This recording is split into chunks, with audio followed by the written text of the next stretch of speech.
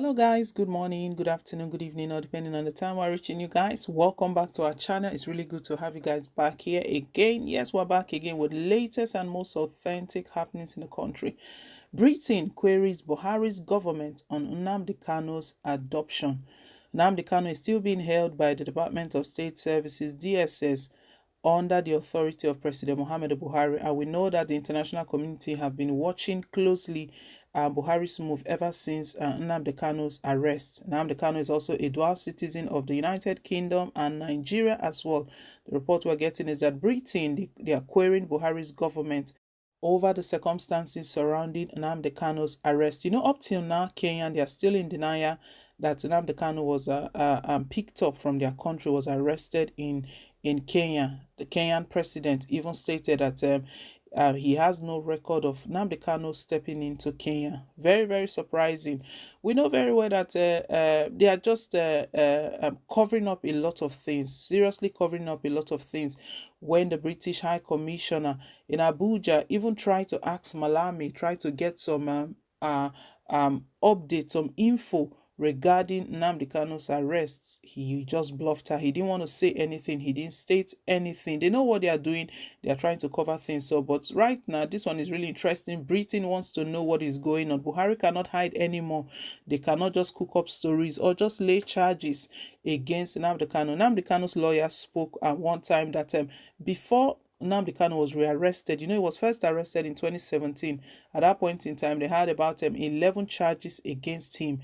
And then when they went to court, all of the charges dropped down to 3. But right now, what he can see is that all of those charges are back again. Buhari is ready. All he's doing is fighting tooth and nail to make up story, cook up story, lay allegations, add everything together so that he can actually indict Nnamdi Kanu, so that he can just lock him up or have his way, or because he wants to silence the voice of freedom. Nnamdi Kanu is just a freedom fighter.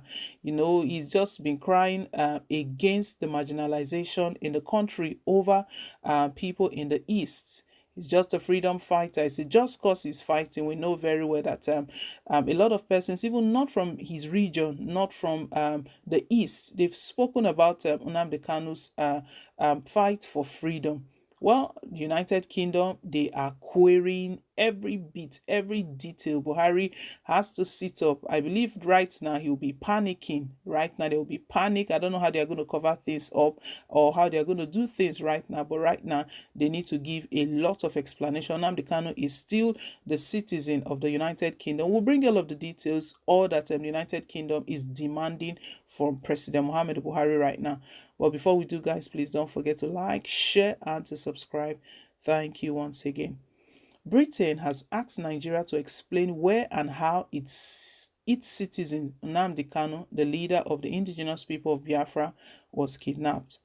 The diplomatic query followed the statement by Kanu's lawyer that IPOB leader was detained and mistreated in Kenya before being sent back to Nigeria.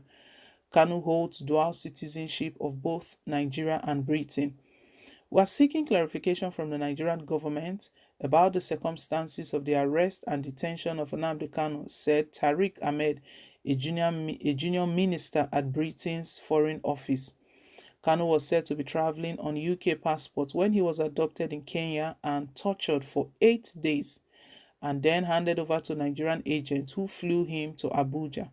Before his rearrest, he was on the run outside Nigeria for 4 years until he was bundled to Abuja on the 27th of June.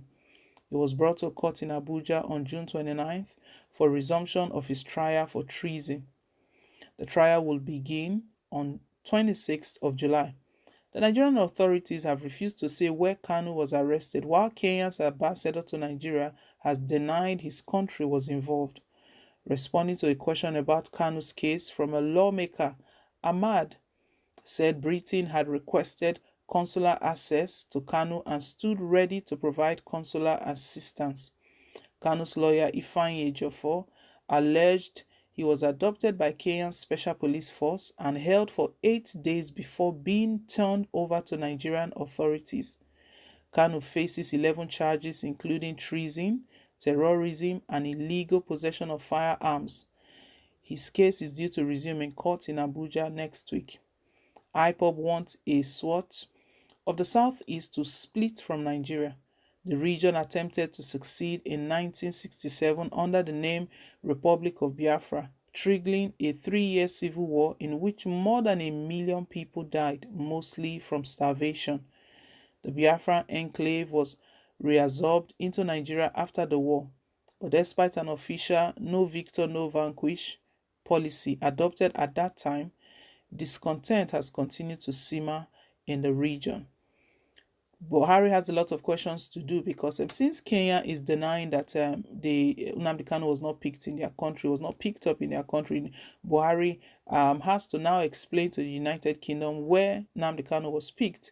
Nnamdi Kanu's lawyer gave the details that Nnamdi Kanu was picked in Kenya, not just picked up in Kenya, he was tortured for about 8 days. All of those we know they are very illegal, regardless of the charges you have against him, regardless of all of whatever you are holding against him. To torture someone, it's against human rights. We know that very well. This is one thing Femi Falana has been speaking for and advocating for. Falana is not from the East, but we know he's a human rights activist, and he stated that Buhari has acted against the law. All he has done is against due process. Kenya, they still have questions to answer. We know it was Nnamdi Kanu's brother who revealed that Nnamdi Kanu was picked up from Kenya. Recall that the day that the Attorney General of the Federation, Abubakar Malami, he was the one that brought out the report when he released the statement that Nnamdi Kanu has been rearrested. He refused to state where Nnamdi Kanu was held. There were speculations that he was held in Britain and other countries. But it was Nnamdi Kanu's brother who confirmed that it was Kenya. Immediately, Kenya government responded in denial that nothing like that happened. It wasn't from Kenya. So where did they pick him from? But we know very well that it's Kenya. Whether they hide it or not, we already have that details. But the United Kingdom, what they are stating right now, that Buhari's government needs to give full details, full explanation right now. Even what Nnamdi Kanu's lawyer has revealed about the torture. Since that is against the law, Buhari is in serious trouble because he really needs to explain what Britain wants to know. Because Nnamdi Kanu is their citizen, they have to get all of the details, everything surrounding his rearrest, what went down. They need to give full details. Well, guys, we'll see how all of this plays out. Nnamdi Kanu is set to resume trial again on the 26th of July. The international community is still watching closely, but right now Britain demands some answers from President Muhammadu Buhari. Well, guys, let's hear your thought down below in the comment section. Thank you once again for staying tuned. Please don't forget to like, share, and to subscribe till I come your way again on more updates. Bye.